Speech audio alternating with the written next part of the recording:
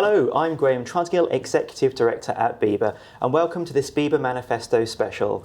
The Manifesto is our agenda for the year, and it's created through huge engagement with the BIBA membership through our regional tour, our advisory boards, our committees, and any excuse we can get to talk to a BIBA broker.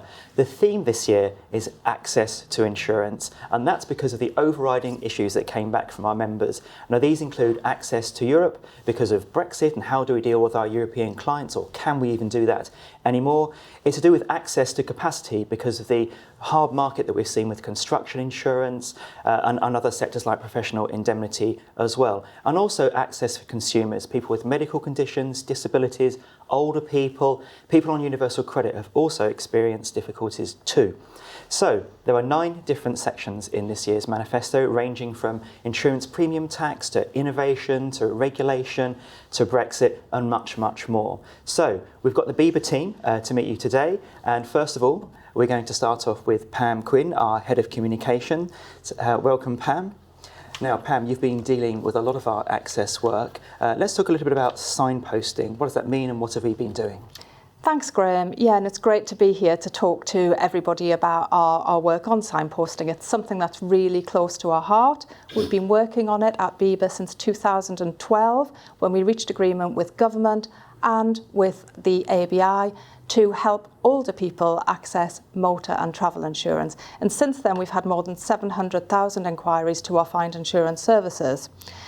The FCA have now identified that it can be challenging now for people with pre-existing medical conditions to access travel insurance, and we think that we can be pivotal to any solution that they put in place to make this easier for those people. We've got 100 members that specialise in this area, and we know that they can get access to cover for those people. So we're hoping to do more work on that this year.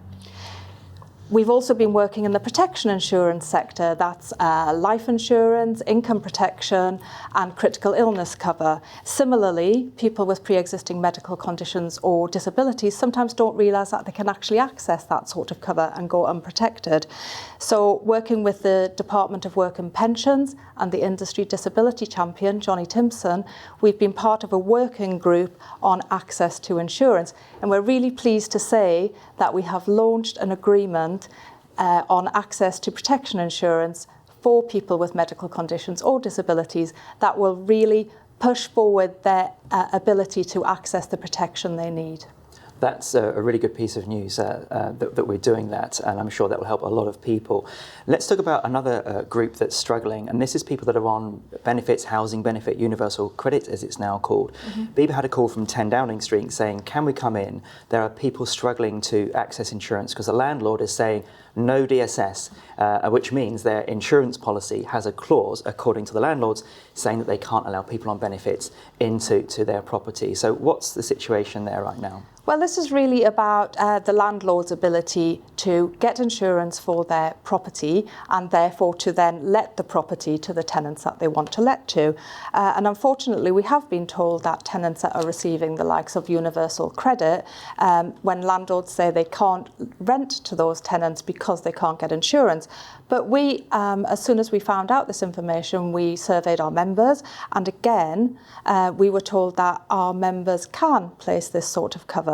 So what we want to do now is actually create some guidance, a myth buster, if you like, that we can share with landlords across the country to show them how they can access the relevant insurance. Really important piece of work. Now, another point on access is about opening up insurance. Now, we've heard of open banking, open finance, and now the regulators are talking about open insurance. So what's the situation with that right now? Well, the world we live in is changing, and people are more and more used to using technology to help them with their everyday tasks, and open banking has been a real success. Now, insurance is very, very different to banking. As you know, it's an annual contract. But with open insurance, what the idea is that people, customers, will allow providers to access their own personal data electronically via APIs, and that will help them to select products, to switch products, and to find products that suit their needs. What we want to do, it could be a very, very new solution for customers, but we want to look at the benefits of open insurance, the potential risks of open insurance, and also, any unintended consequences if this was brought in by government. So we'll be working with our members, with other stakeholders, just to identify everything that relates to that. Certainly sounds like you need to get the right balance there with opening up systems and all the challenges that would involve. So really interesting piece of work. Thanks very much for that update, Pam. Great.